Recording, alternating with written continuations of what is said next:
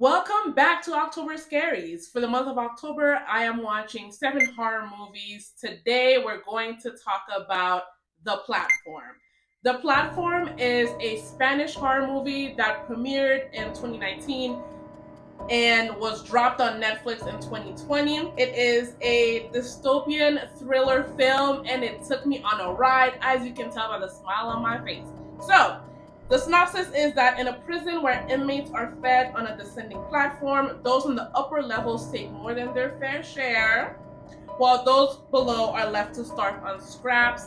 One man decides to change the system. That man is our main character, Goring. The plot is intriguing from the get-go. It is a ride. It is disturbing. The storyline is jarring in a good way. It's edge of your seat, hide behind your fingers, pause and discuss, because I'm watching these movies with my sister Janine and my friend Jennifer. So we were pausing and discussing. I had a great time watching this, and I have some complaints because few things are perfect. So let's discuss The Platform. I'm going to talk about the good, then I'm going to talk about each of the characters that we got and how they all represent an aspect of survival. Then I'm going to talk about the bad, and then I'm going to wrap it up and give my read. The Platform does a terrific job of showing the depraved life that exists. The people literally eat like animals. The thing is that the system, right, the fact that these people act so depraved and eat like animals, it's manufactured. They are forced to act this way. It's manufactured by the system, aka the administration.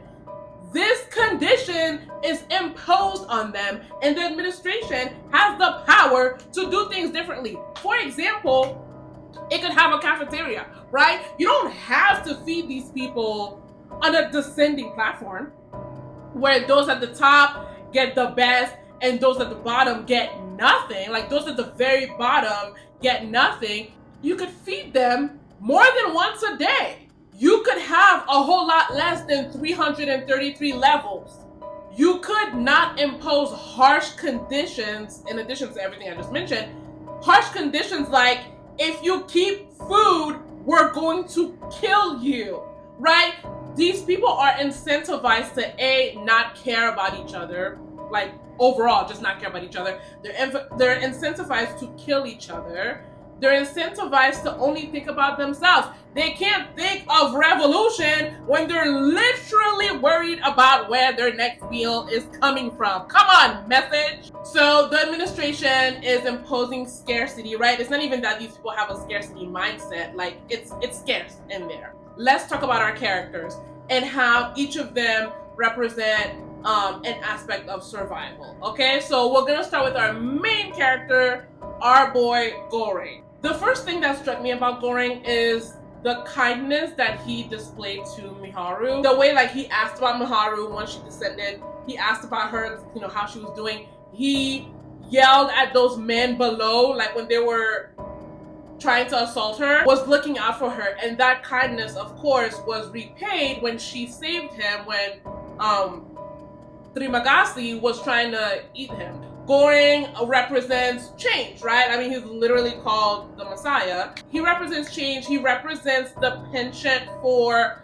working together, banding together, working together to like start a revolution. We see this in the most notable like penchant for togetherness that strikes me is that even after he fell into like the depressive state after Trimagasi tried to eat him, he still supported Imogiri when she was trying to like start a little spark a little change when she was trying to talk to the men below and be like, hey, just take your fair share, just take what you need and then prepare food for those below you. He was like, that's never gonna work. But then he did eventually lend his voice.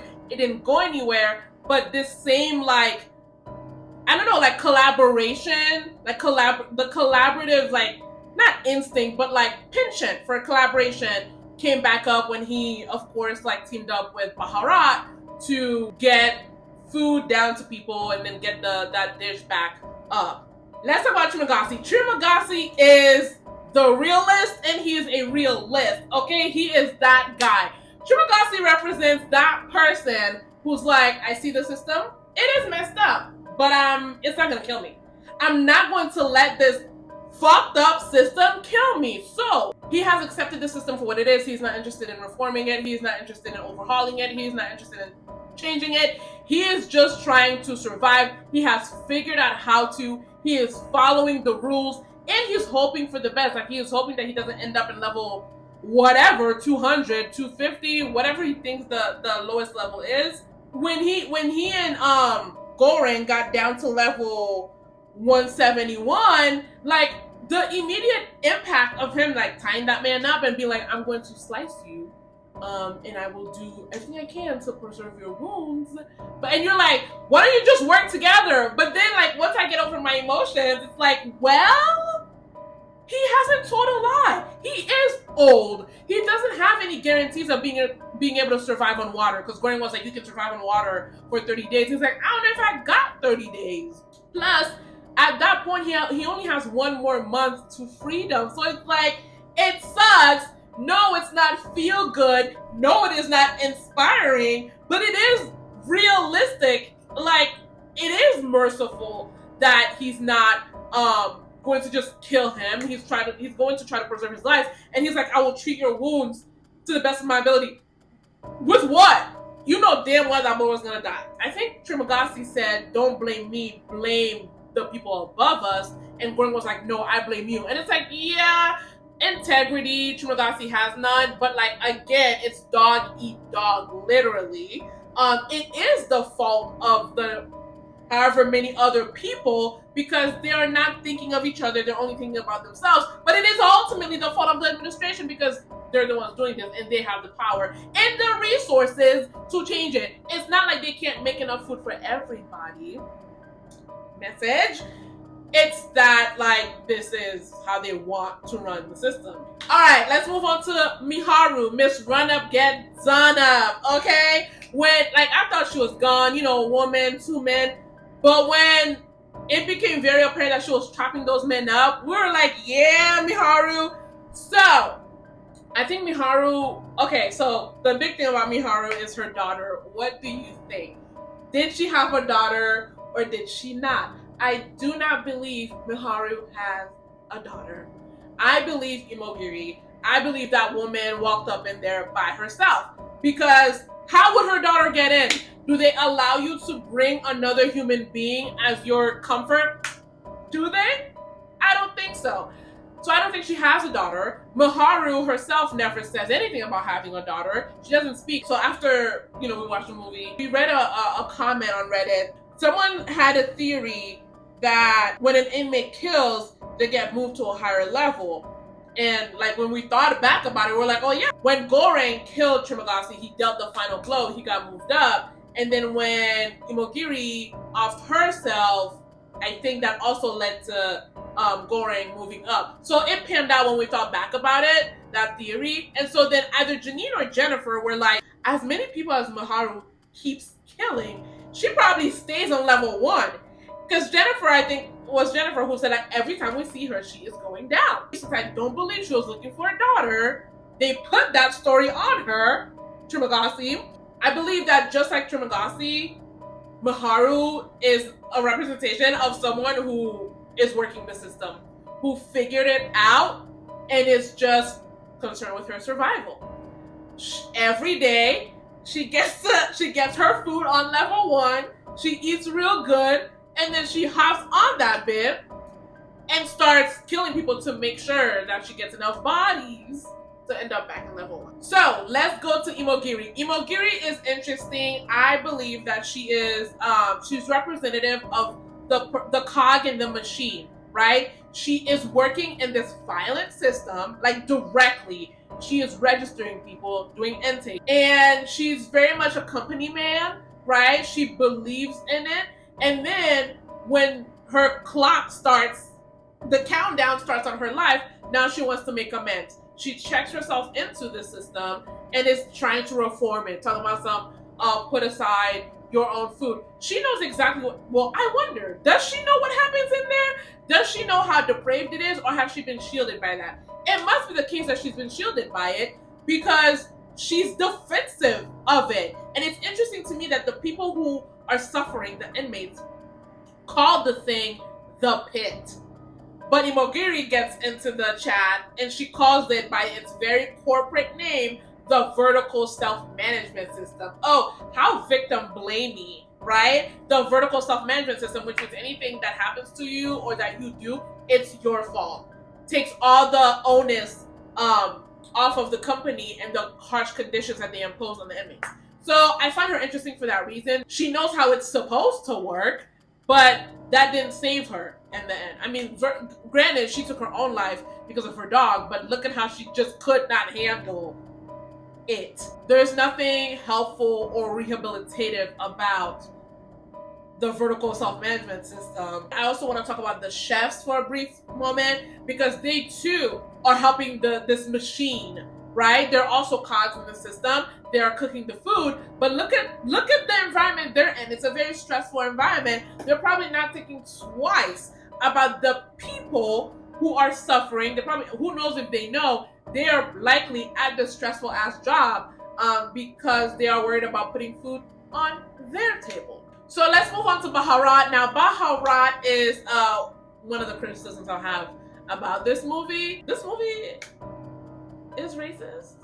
Like, I don't think the racism that Baharat suffered was like in-world racism. I think it was bias, like coming into how he was written. So let's count them. The man literally gets shitted on. Literally gets shitted on. They keep calling him the black man, just the black man. If he was white, do you think they would have been calling him the white man? No. He shows this like weird naivete that doesn't track. Like, I don't remember if they said how long he's been in there, but like this naivete, like you're legit gonna climb a rope. It's a level of naivete that's not shown by any other character. Like, yes, Imogiri was naive, she was defensive, but it wasn't like this childlike, like, oh, what did he say, like God will bless you or some shit like that. Once Goran comes up with the plan, he happily volunteers because he's got nothing to live for. But once they start enacting the plan, he is so violent. It's very attack dog, to the point that Goran looks alarmed at how hard he's going. Why is he so animalistic, right? And then they meet this random wise black man who like calms him down.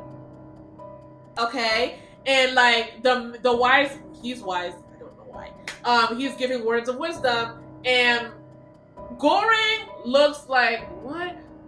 Baharat looks out like he looks like smoke is about to come out of his ears and his head because he's struggling to understand what this man is saying.